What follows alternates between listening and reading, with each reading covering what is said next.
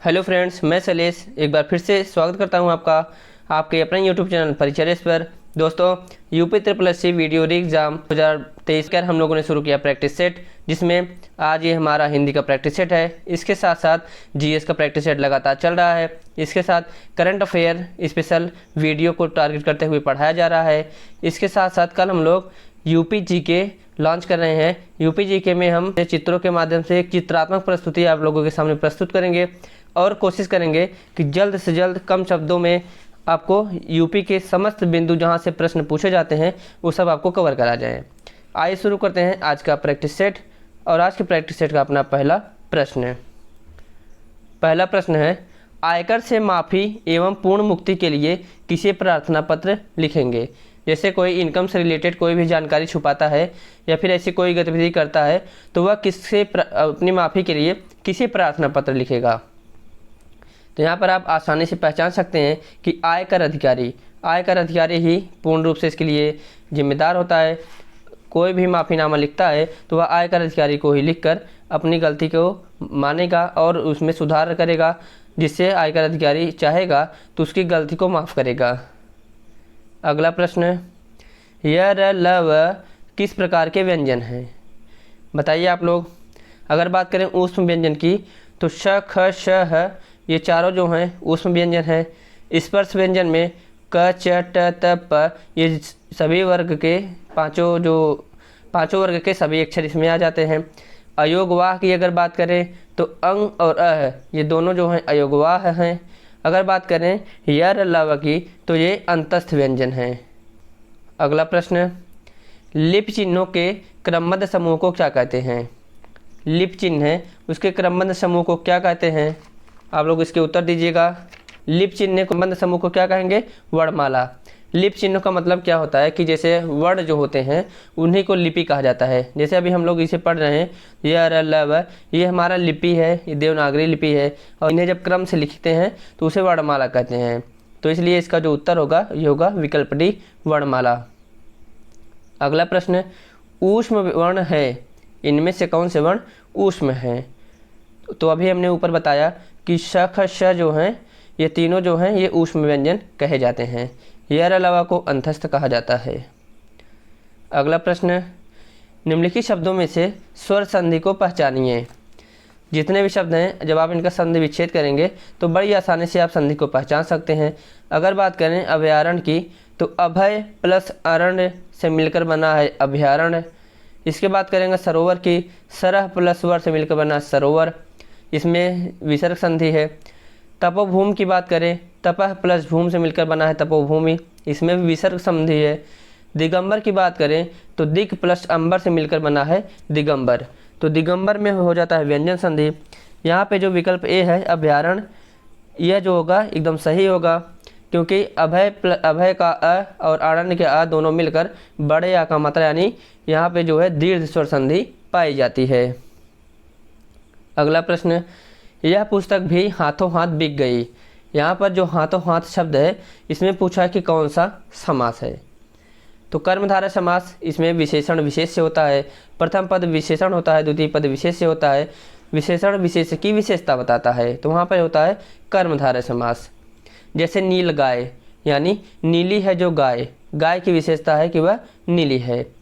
द्वंद्व समास की बात करें, इसमें दोनों पद प्रधान होते हैं, बीच में और शब्द का लोप होता है। जैसे माता और पिता, माता डैश पिता लिखा जाता है तो डैश का मतलब हो जाता है और। तत्पुरुष समास की बात करें तो इसके 6 भेद होते हैं। अगर बात करें हाथों हाथ शब्द में, जब भी शब्दों की आवृत्ति होती है वहाँ पर हमेशा अव्ययी भाव समास होता है। अव्ययी भाव समास में प्रथम पद अव्यय होता है और वही जो होता है प्रधान होता है, तो इसलिए विकल्प बी जो है इसका सही उत्तर होगा। अगला प्रश्न, अपनी सरकार बन गई, रेखांकित शब्द में उपयुक्त उपसर्ग कौन सा है। सरकार शब्द का जब आप संधि विच्छेद करते हैं तो ये होता है सर प्लस कार। कार शब्द में सर उपसर्ग जुड़कर ये बन गया है सरकार शब्द, तो इसमें जो उपसर्ग होगा ये होगा शर। उपसर्ग ऐसे शब्दांश होते हैं जो शब्द के प्रारंभ में जुड़कर उसके अर्थ को बदल देते हैं, जैसे यह पहले कार था तो कार का मतलब एक फोर व्हीलर होता है, वो कार थी। इसके आगे जैसे ही सर उपसर्ग जुड़ा तो ये सरकार बन गई। अब सरकार का मतलब तो आप जानते ही हैं।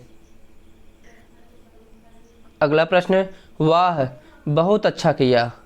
बहुत अच्छा किया यानी आपने शाबाशी लायक काम किया, आपने बहुत बेहतरीन कार्य किया है, उसके लिए आपको बधाई होनी चाहिए। ये हर्षबोधक वाक्य है। वाह आपने बहुत अच्छा कार्य किया, यह हर्ष को व्यक्त कर रहा है यानी उल्लास को व्यक्त कर रहा है, जिसमें प्रसन्नता का भाव है।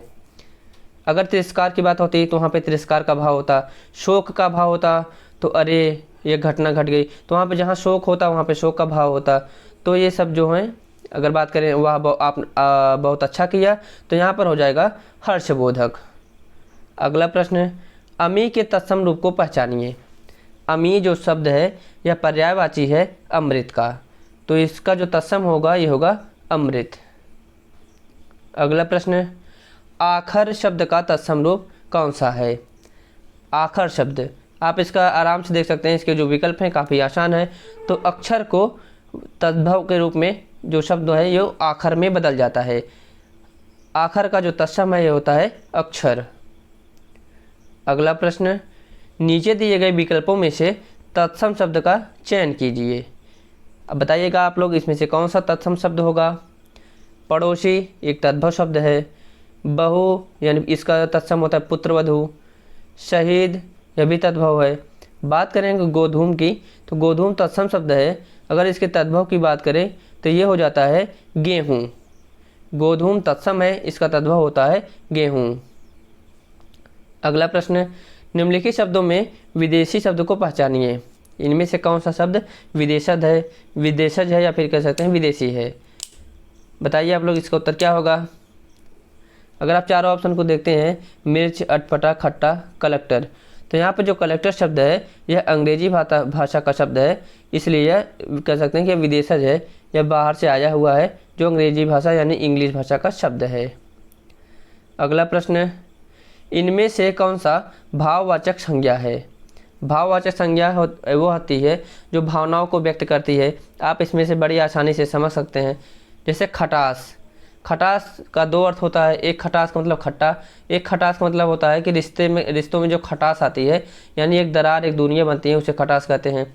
दया, दया का भाव होता है, किसी के प्रति दया करना। बचपन के बारे में जब आप सोचते हैं तो आपके अंदर एक भाव आता है कि बचपन में कैसा दिन आपका था, कैसे समय बीता था, कितना अच्छा था। तो ये सभी शब्द जो हैं ये भाववाचक संज्ञा के उदाहरण हैं। अगला प्रश्न, क्या आप घर भी जाएंगे।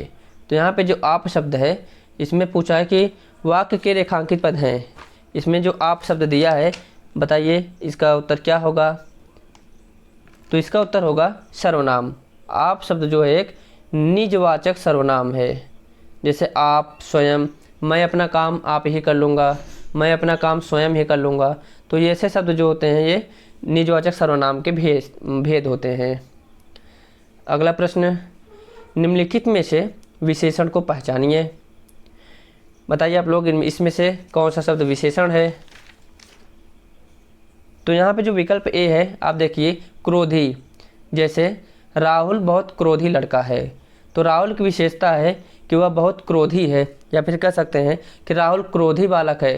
तो यहाँ पे राहुल जो है वह क्रोधी है, यह राहुल की विशेषता है, इसलिए यहाँ पे क्रोधी शब्द जो है एक विशेषण के रूप में प्रयोग किया गया है। अगला प्रश्न, लड़का जल्दी से लपक कर पकड़ लिया। यहाँ पर पूछा है जल्दी से जो शब्द है इसका रेखांकित शब्द क्या है। क्या यह क्रिया है या फिर क्रिया विशेषण है या फिर संज्ञा है या फिर सर्वनाम है। आप लोग इसके उत्तर बताइएगा। जल्दी से, जैसे अगर आप इसको जल्दी से अगर इसमें से हटा दें तो आप ये देखेंगे ये होगा लड़का लपक कर पकड़ लिया। लेकिन इसमें बोला कि जल्दी से यहाँ पे बता रहा है ये क्रिया की विशेषता। वह लड़का लपक कर पकड़ लिया, लेकिन जल्दी से पकड़ लिया तो उसकी क्रिया थी लपकना या फिर लपक कर पकड़ना। तो यहाँ पे उसकी विशेषता हो गई कि उसने अपनी क्रिया को बहुत जल्दी से किया, इसलिए यहाँ पे क्रिया विशेषण होगा। अगला प्रश्न, उसने कटोरा भर दूध पिया। वाक्य में अव्यय पूछा है, इसमें से कौन सा शब्द अव्यय है। तो आप देखिए अव्यय वे शब्द होते हैं जिनका अपना कोई वजूद नहीं होता, जिनका अपना कोई अर्थ नहीं होता, जिनका प्रयोग जो होता है वाक्य में किसी भी शब्द पर बल देने के लिए किया जाता है। जैसे यहाँ पे जो भर शब्द है यह एक अव्यय के रूप में प्रयोग किया गया है। उसने कटोरा भर दूध पिया, यह इस पर बल दे रहा है कि उसने कटोरा भर दूध पिया। उसने कटोरा दूध पिया नॉर्मल होता, लेकिन कटोरा भर के दूध पिया यह उस बल देने के लिए प्रयोग किया जा रहा है। तो विकल्प सी भर इसका सही उत्तर होगा। अगला प्रश्न, कौन सा पद विकृत नहीं होता? वह कौन सा पद होता है जो लिंग वचन कारक आदि के आधार पर विकृत नहीं होता है? आप लोग इसके उत्तर बताइएगा। संज्ञा शब्द होते हैं, लिंग वचन के साथ साथ बदलते रहते हैं, क्रिया भी बदलती रहती है, कर्ता या फिर कर्म के अनुसार अपने लिंग वचन के अनुसार बदलती रहती है, विशेषण भी बदलता रहता है।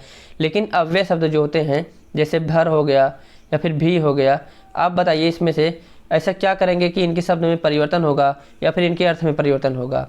इनका खुद से कोई अर्थ नहीं होता है, ना ही इनके आगे पीछे जोड़कर इसमें कोई आप परिवर्तन कर सकते हैं। इसलिए अव्यय शब्द जो होता है ये अविकारी होता है, इसमें विकृति नहीं होती है। अगला प्रश्न, कमल सरोवर में खिला है, रेखांकित शब्द यानी कमल का पर्यायवाची इसमें से कौन सा नहीं है? तो यहाँ पे आप अगर देखेंगे तो मुझे लग रहा है ये प्रश्न थोड़ा गलत है। शतदल जो है ये कमल का पर्यायवाची है। अम्ब जो होता है ये पानी का पर्यायवाची होता है, अगर ये अम्बुज होता तब ये कमल का पर्यायवाची होता। रसाल ये आम का पर्यायवाची होता है। सोम रस जो होता है ये सोम का पर्यायवाची होता है। लेकिन यहाँ पे जो शतदल है ये कमल का पर्यायवाची है। ये इस प्रश्न में से नहीं शब्द को हटाना होगा, इस प्रश्न में यही त्रुटि है। अगला प्रश्न, आप में बड़ा आकर्षण है। आप में बड़ा आकर्षण है, इसमें पूछा है कि रेखांकित शब्द यानी आकर्षण का सटीक विलोम क्या होगा? आकर्षण का मतलब होता है कि कोई आपकी तरफ आकर्षित हो रहा हो या फिर कोई ऐसी चीज़ जिसकी तरफ कोई आकर्षित हो रहा हो, तो इसका जो विलोम होगा विकर्षण। विकल्प बी विकर्षण इसका सही उत्तर होगा। विकर्षण का मतलब होता है कोई चीज़ जब उससे दूर जा रही हो तो वहाँ पर होता है विकर्षण। तो विकल्प बी इसका सही उत्तर होगा। अगला प्रश्न, युग्म शब्द की कौन सी जोड़ी सही है? बताइएगा आप लोग। यहाँ पे इस प्रश्न में भी थोड़ी त्रुटि है। त्रुटि की वजह से जैसे आपको बताएं, धन का होता है धान्य, धन का शब्द युग्म होता है धान्य। अगर बात करें घन का होता है घना। तो इसलिए इसमें जो होता है प्रश्न में त्रुटि है, आप लोग इसको ध्यान में दीजिएगा। धन का धान्य होता है, घन का घना होता है। अगला प्रश्न, भला चाहने वाला इस सब वाक्य के लिए एक शब्द क्या होगा? भला चाहने वाला बताना है, किसी वाक्य के लिए एक शब्द क्या होगा? आप लोग इसके उत्तर दीजिए। निस्वार्थ, पुण्यात्मा, हितैषी या फिर सहायक। सहायक वह होता है जो दूसरे की सहायता करने वाला होता है। बताइएगा भला चाहने वाला के लिए एक शब्द क्या होगा? तो ये होगा हितैषी, जो दूसरे का हित चाहता हो, जो दूसरे का भला चाहता हो, उसके लिए एक शब्द होता है हितैषी। अगला प्रश्न, घर के भीतर कुआं है। इसमें रेखांकित शब्द जो भीतर है इसके ये पूछा है कि यह क्या है। अगर आप इसको देखें तो यहाँ पर जो होता है ये रेखांकित शब्द यानी भीतर, यह बता रहा है कि घर के भीतर यानी घर के अंदर कुआं है। यह संबंध दर्शा रहा है कि कुआं कहाँ पे है? कुआं घर के भीतर है। इसलिए इसका जो उत्तर होगा ये होगा विकल्प सी, घर के भीतर कुआं है। इसमें भीतर शब्द संबंध बोधक शब्द है। अगला प्रश्न, भारत ने विश्व कप नहीं जीता। इसमें पूछा है रेखांकित शब्द जो ने है इसमें कौन सा शब्द में परसर्ग है, यानी क्या यह विशेषण है या फिर कर्ता है या फिर संज्ञा है या फिर सर्वनाम है। तो आप अगर जब देखते हैं तो जो कारक होते हैं जैसे कर्ता के साथ होता है ने, कर्म के साथ होता है को, कर्ता ने कर्म को, करण के साथ होता है से, संप्रदान होता है के लिए, आपादान के साथ होता है से, ऐसे से होता है। तो यहाँ पे ने है इसलिए इसका उत्तर हो जाएगा कर्ता। भारत एक कर्ता के रूप में यहाँ है। भारत ने विश्व कप नहीं जीता, यहाँ पे जो भारत है ये कर्ता है। ने यहाँ पे विभक्ति है कर्ता की। अगला प्रश्न, मैं चलती थी में मैं का बहुवचन क्या होगा। जैसे आप अपने लिए शब्द प्रयोग करते हैं मैं, अगर आप इसका बहुवचन प्रयोग करेंगे तो हम इसका बहुवचन होता है। मैं का मतलब केवल मैं, हम का मतलब हम सभी। इसका सही उत्तर हो जाएगा हम। अगला प्रश्न, शाम को पुस्तक पढ़नी है, यह किस वाक्य में आता है। आप लोग इसका उत्तर बताइएगा। काफ़ी सरल है। शाम को पुस्तक पढ़नी है, जब कहीं भी कर्ता के साथ को या फिर ने शब्द आता है तो वहाँ पर ध्यान दीजिएगा, हमेशा ये वाक्य कर्तवाच्य हो जाता है। यहाँ पे पुस्तक कर्म के रूप में है, लेकिन जो प्रधानता है यहाँ पे कर्ता की है, शाम की है, इसलिए इसका सही उत्तर होगा कर्तवाच्य। अगला प्रश्न, अगरबत्ती में सुगंध से थकावट दूर हो गई। अगरबत्ती की सुगंध से थकावट दूर हो गई, निम्नलिखित में से वाक्य को प्रयुक्त काल बताइए। इस वाक्य का काल कैसा है। तो ध्यान दीजिएगा, जैसे कोई घटना हुई है वह अभी हाल ही में संपन्न हुई है, तो यहाँ पर होगा हुई है, तो यह होगा सामान्य भूत। मतलब कि घटना पूरी हो चुकी है, ख़त्म हो चुकी है, वह भूतकाल में जा चुकी है। क्योंकि अभी अभी जस्ट समाप्त हुई है, इसलिए वह सामान्य भूत हो जाती है। अगर पूर्ण भूत की बात करता तो यहाँ पर होता चुका था, चुका था। अगर पूर्ण वर्तमान की बात होती तो यहाँ होता चुका है। पूर्ण वर्तमान में होता चुका है, पूर्ण भूतकाल में होता चुका था। अगला प्रश्न, निम्नलिखित विकल्प में से एक वचन शब्द कौन सा है। इसमें से कौन सा शब्द है जो एक वचन है। दर्शन, घरों, लताओं, ये तीनों जो हैं बहुवचन के रूप में प्रयोग होते हैं, जबकि जो नदी है यह हमेशा एक वचन के रूप में प्रयोग होती है। अगला प्रश्न, निम्नलिखित विकल्पों में से दिए गए वाक्य का सही वाक्य भेद पहचानिए। यानी इसमें एक वाक्य दिया गया है, आपको इसका सही भेद पहचानना है कि यह कैसा वाक्य है। पुस्तक बाजार में बहुत महंगी थी, इसलिए पुस्तकालय से ले ली। आपको बताना है क्या यह विधानवाचक वाक्य है या फिर मिश्रवाचक या फिर सरल या फिर संयुक्त। आप लोग कमेंट करके बताइए कि यह कैसा वाक्य है। तो आप लोग यहाँ पे देखेंगे यह संयुक्त वाक्य है। अगला प्रश्न, बुखार में चावल नहीं खाना चाहिए। यह एक जनरल फैक्ट है कि आपको बुखार हो रहा हो तो उसमें चावल नहीं खाना चाहिए। यहाँ पर नहीं शब्द है, नहीं शब्द किसी वाक्य में लगा है, मतलब वो बता रहा है कि यहाँ पे निषेध है। जैसे यहाँ पर गाड़ी नहीं खड़ी करनी है, इसमें नहीं शब्द बताना है कि किसी चीज़ को मना कर रहा है कि आपको गाड़ी यहाँ पर नहीं खड़ी करनी है, यानी आपको वहाँ पे खड़ी करने से रोक रहा है। ऐसे वाक्य जो होते हैं ये निषेधात्मक वाक्य होते हैं, यानी नकारात्मक वाक्य भी कह सकते हैं, फिर निषेधात्मक वाक्य। ऐसे वाक्य जो किसी कार्य को करने से रोकते हों, वहाँ पर नहीं शब्द का प्रयोग हो रहा हो, तो वो होते हैं निषेधात्मक वाक्य। अगला प्रश्न, अपने अपने किताबें बस्ते में डाल लो, कोई त्रुटि नहीं है। इस वाक्य में पूछा है कि किसमें त्रुटि है। विकल्प ए अपने अपने किताबें, विकल्प बी बस्ते में, सी डाल लो या फिर कोई त्रुटि नहीं है। सबसे पहले जानिए कि जो किताबें शब्द होता है, किताब शब्द यह स्त्रीलिंग होता है, इसलिए इसके साथ होता है अपनी अपनी किताबें। तो यहाँ पे जो विकल्प ए है इसमें अपने अपने दिया है, यहाँ पर होना चाहिए था अपनी अपनी किताबें बस्ते में डाल लो। तो यहाँ पर जो सही उत्तर होगा ये होगा विकल्प ए। अगला प्रश्न, अंग्रेजी में कामा को हिंदी में किस चिन्ह के रूप में संदर्भित किया जाता है। कामा का जो चिन्ह होता है ये होता है कुछ ऐसे जिसे अल्प विराम कहते हैं। तो इसका विकल्प सही होगा अल्प विराम। पूर्ण विराम को फुल स्टॉप कहते हैं, अंग्रेजी में इसका चिन्ह ऐसे होता है। अर्ध विराम को कहते हैं सेमीकोलन, सेमीकोलन का चिन्ह ऐसे होता है। अगर बात करें निर्देशक की, जिसे डैश कहते हैं, उसका चिन्ह ऐसे होता है। अगला प्रश्न, किस चिन्ह का प्रयोग शून्य जैसा होता है। आप लोग देखते होंगे जैसे आप डॉक्टर के यहाँ जाते हैं, फिर डॉक्टर का पर्चा आप देखते हैं तो उसमें डॉक्टर ऐसे लिखा होता है। जैसे शादी का कार्ड देखते हैं उसमें चिरंजीवी ऐसे लिखा रहता है।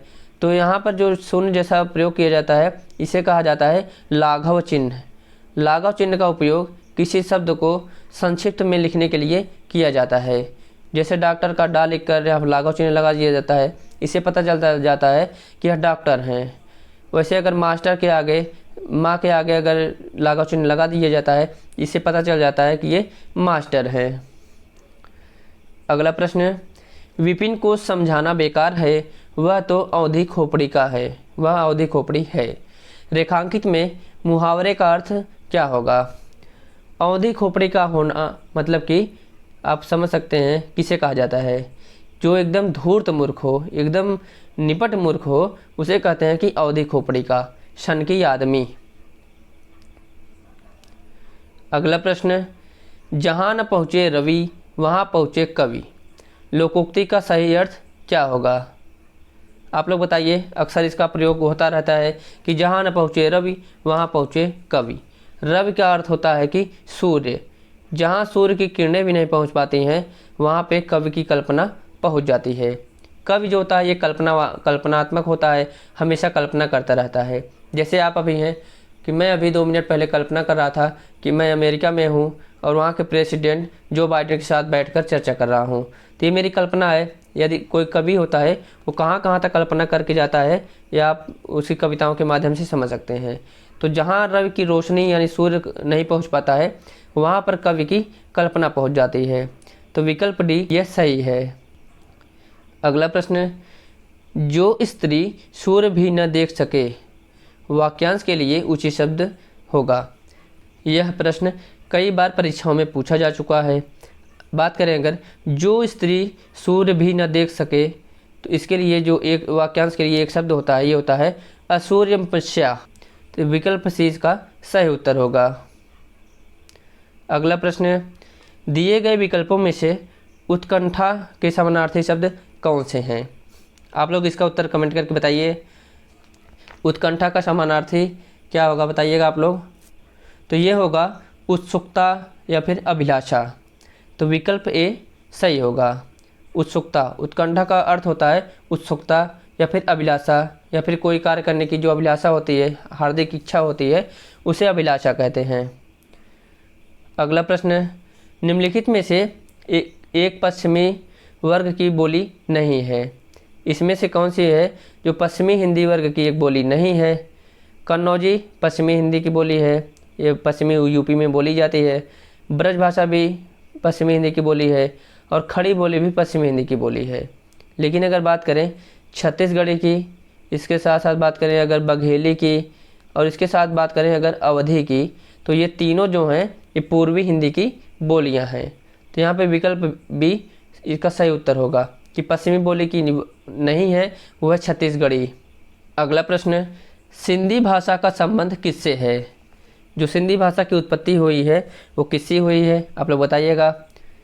पैचासी से, या फिर मगही से, या फिर सौसनी, या फिर ब्रांचण। तो इसका जो उत्तर होगा सिंधी भाषा का संबंध किससे है, ये है ब्रांचण से। अगला प्रश्न, प्रेम पथिक के रचयिता कौन है? आप लोग बताइए। बहुत ही पॉपुलर कहानी है प्रेम पथिक, इसके रचयिता कौन है? तो इसका उत्तर होगा जयशंकर प्रसाद। जयशंकर प्रसाद प्रेम पथिक के रचयिता हैं। इसके साथ साथ अगर इनकी प्रमुख पुस्तकों की बात की जाए तो ये हैं कामायनी, तितली, इरावती, स्कंदगुप्त, चंद्रगुप्त, लहर, कानन कुसुम इत्यादि। जयशंकर प्रसाद की रचनाएं बहुत ही पॉपुलर हैं, इन्हें परीक्षाओं में पूछा जाता है, परीक्षा की दृष्टि से बहुत ही महत्वपूर्ण है। अगला प्रश्न, अंग्रेजी का हिंदी अनुवाद करना है। यहाँ पे एक आपको अंग्रेजी का वाक्य दिया है जिसका आपको हिंदी में अर्थ बताना है। वाक्य है, India has ट्रेमेंडस potential for solar energy. ट्रेमेंडस potential का अर्थ होता है कि विशाल संभावना। भारत में सौर ऊर्जा की विशाल संभावना है। तो इसका जो विकल्प बी है यह सही होगा। अगला प्रश्न, ये भी अंग्रेजी में, इसको एक वाक्य है जो हिंदी में है, इसे अंग्रेजी में ट्रांसलेट करना है। दोस्तों आजकल परीक्षाओं में हिंदी में खास तौर से ये ट्रेंड बन चुका है, ऐसे प्रश्न पूछे जाते हैं। या तो हिंदी के वाक्य दिए रहेंगे, आपको अंग्रेजी में ट्रांसफ़र करना रहेगा, या फिर अंग्रेजी के रहेंगे उसको हिंदी में ट्रांसलेट करना रहेगा। तो यहाँ पे जो वाक्य है, जीनोम संपादन जीनोम रूपांतरण से भिन्न है, सही अंग्रेजी अनुवाद क्या होगा? जीनोम संपादन का होता है कि जीनोम एडिटिंग। तो genome editing is different from genome modification. तो विकल्प ए इसका सही उत्तर हो जाएगा। अगला प्रश्न, यहाँ पे प्रश्न संख्या 43 से लेकर 46 तक इस गद्यांश पर आधारित है। आपको इस गद्यांश को पढ़ना है। आप वीडियो को पॉज करके गद्यांश को पढ़ लीजिए, इसके बाद हम इसके प्रश्न उत्तर करेंगे। यहाँ पे आप पॉज करके वीडियो इसको पढ़ लीजिए, आपको समय दिया जा रहा है। आइए प्रश्नों को देखते हैं। गद्यांश का पहला प्रश्न है, नवीन शिक्षण प्रणाली में व्यावसायिक शिक्षा पर बल दिया जा रहा है ताकि कि क्या कारण है जिसके लिए नवीन शिक्षण प्रणाली में व्यावसायिक शिक्षा पर बल दिया जा रहा है। तो वर्तमान में आप देखते होंगे हमारे देश में बहुत अधिक संख्या में शिक्षित बेरोजगार हैं। तो ऐसी समस्याओं से निपटने के लिए जो नवीन शिक्षण प्रणाली है वह शिक्षित को रोजगार मिल सके, शिक्षितों को रोजगार मिल सके, ऐसे व्यवसाय शिक्षा पर कार्य कर रही है। आप पैसेज पढ़कर इसे आसानी से समझ सकते हैं। अगला प्रश्न है, प्राचीन शिक्षण संस्थाएं ध्यान देती थी। प्राचीन शिक्षण संस्थाएं किन बातों पर ध्यान देती थी? आप लोग बताइए। पैसेज पढ़े होंगे, अगर आप पैसेज नहीं भी पढ़े हैं फिर भी आप इसका उत्तर दे सकते हैं। तो जो प्राचीन शिक्षण संस्थाएं थी वो विद्यार्थी के चौमुखी विकास पर बल देती थी। अगला प्रश्न है, नवीन शिक्षण प्रणाली में विद्यार्थियों को प्रेरित किया जाता है। वर्तमान में जो नवीन शिक्षण प्रणाली है उसमें विद्यार्थियों को किस कार्य के लिए प्रेरित किया जाता है? बताइएगा। रोजगार के लिए। रोजगार जो होता है अगर आप देखें तो रोजगार कोई मुख्य लक्ष्य नहीं होना चाहिए। हाँ, रोजगार हमारे जीविकोपार्जन के लिए आवश्यक होता है, लेकिन उससे भी अधिक आवश्यक होता है कि राष्ट्र हित में कार्य करने के लिए। जब आप राष्ट्र हित में कार्य करेंगे, मजबूत राष्ट्र होगा तो मजबूत वहाँ पर सब चीज़ें अच्छी होंगी।